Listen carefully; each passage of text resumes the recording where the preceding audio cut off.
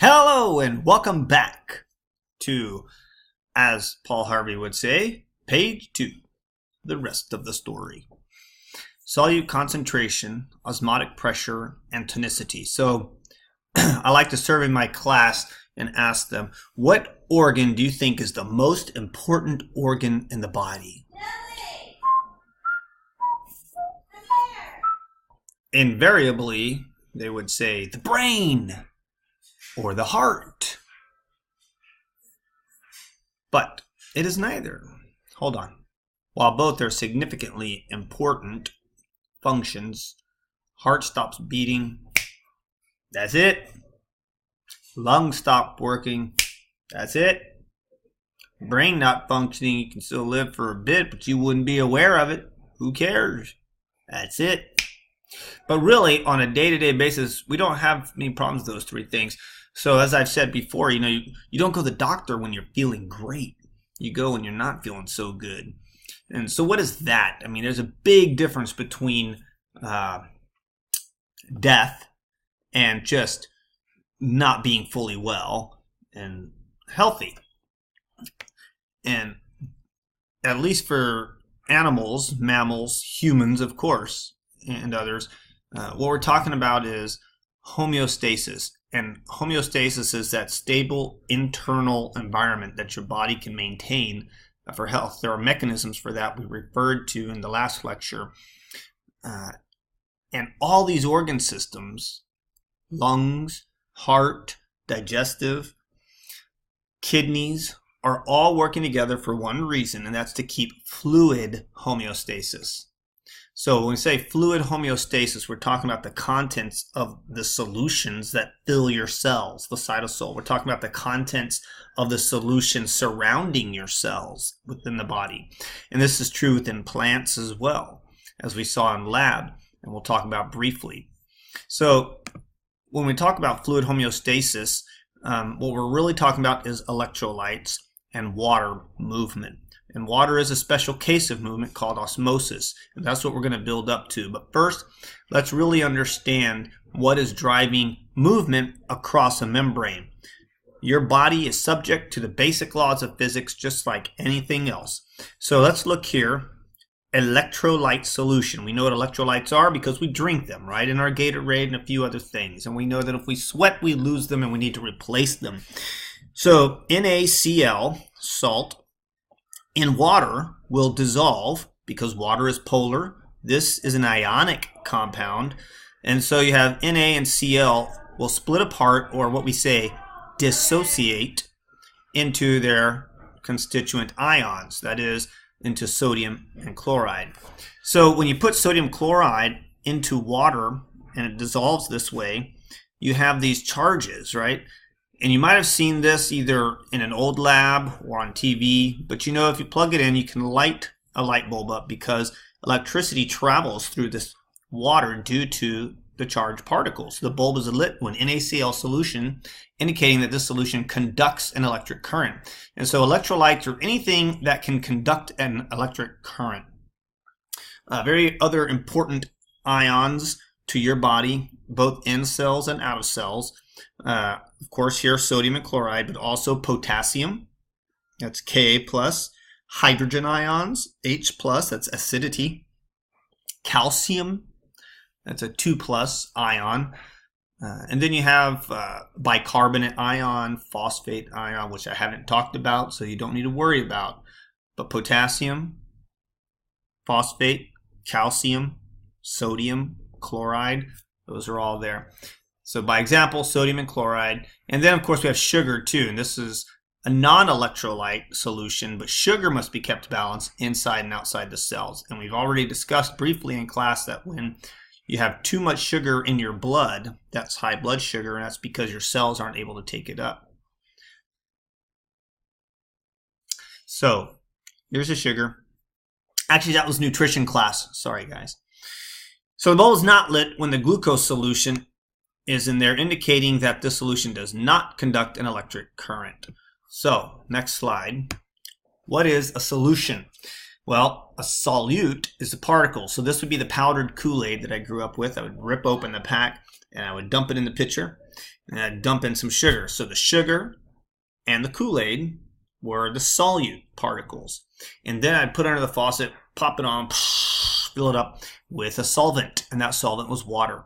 That was the medium in which the particles were dissolved. Now it's stirred up, test it. Ooh, what a perfect solution. So a solution is a combination of the solute and the solvent. All right, the solute plus the solvent. So the main solute in this case would be sodium chloride, and the main solvent would be water. Water dissolves the solute. So it's a solution of sodium chloride dissolved in water. And that's what we call saline solution. So in your blood, just as an example, don't need to memorize this, but here's a picture of your blood vessels. So the red blood cells are cells. The fluid outside of them is called plasma, and it's mostly water. Here's some tissue, just representative tissue, and these are your cells with interstitial fluid, and then there's surrounding them. All right, so that's another component of tissue in your body, or fluid in your body that needs to be regulated. The contents of the solution outside the cell affects the contents of the solutions inside the cell, and vice versa. Because as we learned in the last lecture, things will naturally go down their concentration gradients, right, to be equal. But we don't necessarily want equal. We need concentrations, remember? So, we have equal across all fluid compartments, generally by solute concentration. You don't need to know these. This is for another class. This was just an example of the solutions in your body. Now, for solute concentration, sorry, we're not doing this. So to talk about solute concentrations, so here you have plasma sodium concentration is dependent on volume. Notice that there is the same amount of sodium in each beaker. 1, 2, 3, 4, 5, 6, 7, 8, 9, 10. 1, 2, 3, 4, 5, 6, 7, 8, 9, 10. And of course, 10. Sorry. All right. So you have 10, 10, and 10. Yet, even with the same amount of sodium, you have 3 different concentrations because there's 3 different water volumes, right, or plasma volumes. So in a 10 ml solution, you have 10% sodium chloride. 10 in 10 would be a 10%. Beaker B, notice it's 5 milliliters, so you have half the water volume. Same amount of salt. So instead of 10%, now it's a double that percentage of solute. It's 20%. Got it? Same amount of salt now in beaker C, but we are going from 10 ml to 20 ml. So now it's going to be half the concentration, and there is 5%. So beaker B would be the most concentrated. Beaker C would be the, beaker A. I'm sorry. Beaker A is normal. Beaker B would have high concentration. This is what you call hypertonic. And beaker C would have the lowest concentration, even if the volume is the highest.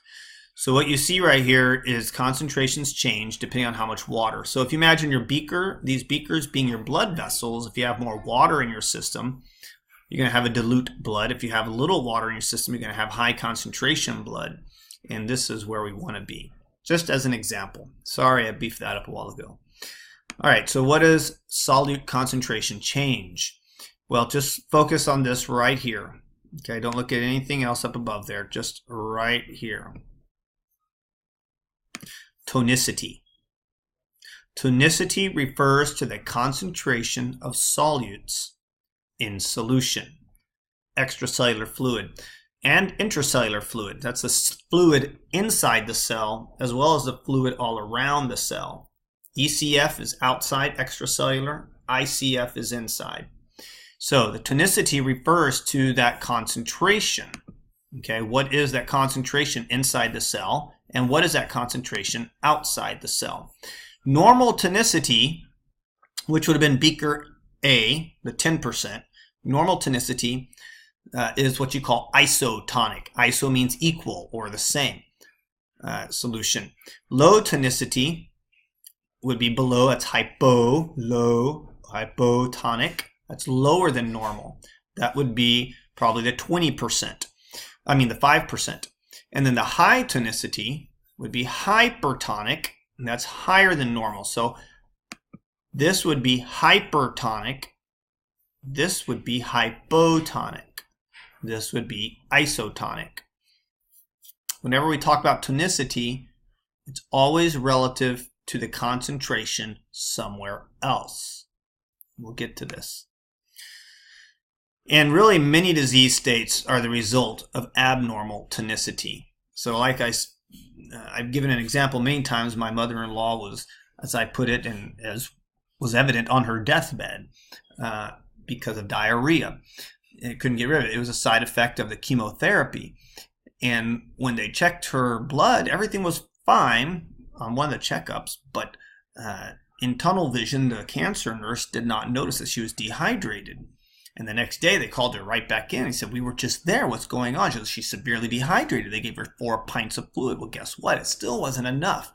They sent her back home. She was home for 2 days. She's in the emergency room Friday night. Saturday night, she doesn't care to live, does not have an appetite, doesn't want to move, very pale. And finally got a doctor in there and got permission to give her magnesium. Sunday afternoon, she's dancing, she's walking down the aisles, she has her appetite back, she wants to live. So much can change just because of an imbalance in the concentration of certain ions and dehydration. So many disease states are the result of just abnormal tonicity in your cells. Crazy, but true. All right, now I said you can skip 14 through 22. So that's just a little bit of background. So this is what you want to know for the special case of water. Let me see, where am I at? 12 minutes. Okay. Osmosis, passive transport of water. This is what we observed in the lab, but we observed it with plant cells. So I'm going to go through it generally and with the blood cells, the animal cells, since we didn't get to see that, and hopefully you'll be able to draw the connection with the plant cells as well. So the movement of water across a semi-permeable membrane, meaning it's partially permeable. Here's a picture. Water, we can see, goes right across. Not a lot because it's polar, but it is such a small molecule that if some water leaks across the membrane. And then we have the solute, which in this case is sugar. Sugar is much too large to just move across. So the concentration of sugar on this side being very high makes this side hypertonic to this side, which would then be called hypotonic. Now, water doesn't give a hoot. It always moves to higher solute. So in this case, where's the higher solute?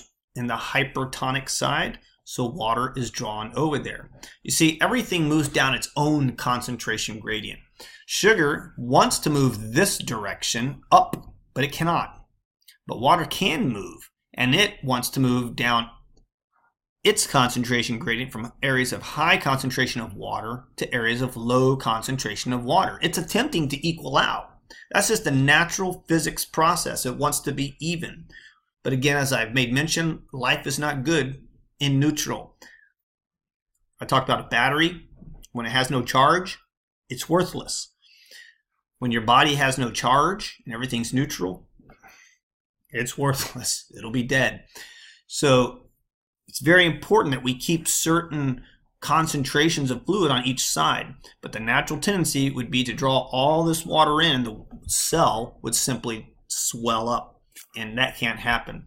So a lot of things are going to be happening here. I just want to show you the picture and set it up to show you that water could move down while sugar could not. What would be the result?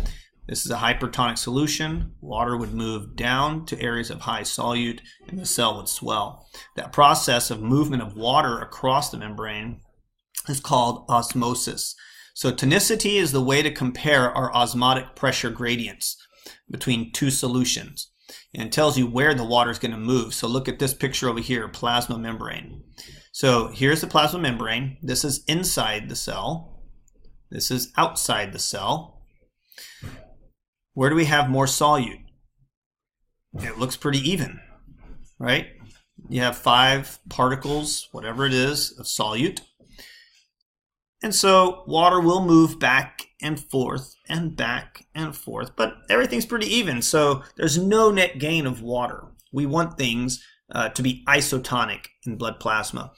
So here's a normal red blood cell in solution. You can see the solute particles are evenly distributed, and that's because in an isotonic solution or normal saline solution, blood is about 0.9% salt. And that's what is out here as well, 0.9% salt. In this case, it's very friendly environment. This is what you call an isotonic environment. Same inside as it is outside. Now, in the case of hypertonicity in the extracellular fluid, you always want to ask, when a question says it was hypertonic, what was hypertonic? Typically, if it's tonicity, we're referring to the solution surrounding the cell. Draw a picture and then answer the question. Solute concentration in the extracellular fluid is high. That's what you call hypertonic. So the osmotic pressure pulls water out of the cell and the cell shrinks or crenates, and you see these little kind of horns flash out. You see some on the microscope. Maybe I'll show you some of these slides in class. We call that crenation or shrinkage. Cell shrinks. So hypertonic solutions tend to draw water out. Remember this slide right here. Water doesn't give a hoot. It always moves to higher solute. So look for where the higher solute is. Higher solute is out here. It's hypertonic. That's where water will move. And in moving, the red blood cell crenates. Look at the arrows here. Here's the membrane separating it. Again, this cannot move. They're too large. So water is going to try to balance out, and all of it is going to leave, and the cell will shrivel. It'll be like that 20% where it's just too much salt and not enough water. In the opposing situation, osmosis and tonicity, hypotonic extracellular fluid. So here, the red blood cell has much higher concentration. You have a dilute solution outside. Dilute means hypotonic. So it is lower than inside the cell. Osmotic pressure gradient pulls water into the cell. As water will rush in, because there's a lot of water out here, less water in here. Water moves in, causing the cell to swell and burst. Okay, we call it lysis. So solute concentration is greater inside the cell. Water enters the cell, which swells and may burst or lyse. And so you see it going in the reverse direction. Water always follows the solute. So here's a picture of all three together as we wrap this up. Isotonic solution, equal movement of water going in and out of the cell. That means the same concentration. We don't really see these particles. We can only know it's hypertonic or hypotonic by looking under a microscope and seeing. If we're watching a bunch of damaged and blown up bubbles of cells, then we know that must be a hypotonic solution as water is rushing in higher than it is out. If it's if we see these little spikes, actually that's what it looks like on the microscope, spikes on the cell, then we know that cell is shrinking, it's crenating, and that's because it's in a hypertonic solution. And so we need to quickly put in a very dilute solution to try to balance that out, to reverse the damage being done. So you might think about this in the emergency room. Oftentimes when someone's dehydrated or hasn't had enough water, we get these very hypotonic solutions or hypertonic solutions because very concentrated. We need to put in water or less than normal saline. We need to put in a hypotonic solution. Hypotonic will balance out the hypertonic, and likewise a hypertonic will balance out the hypotonic, say in an IV at the hospital. Well, you saw pictures, and we'll look at some pictures of plant cells. Shoot, I had a picture here somewhere, but, well, I forgot to put it up there. So that's it. Bottom line, what you want to take away from this is the definition of isotonic, hypertonic, hypotonic, and you want to know which way the water will move given each of those situations. That's basically it. If you don't understand all the definitions and why, that's fine. But by now you should have answered that gargling saltwater question, and this lecture, coupled with what you found for that, should begin to create a pretty good picture of the movement of water across membranes, that is, osmosis. Thank you. Have a good day. See you tomorrow. Bye-bye.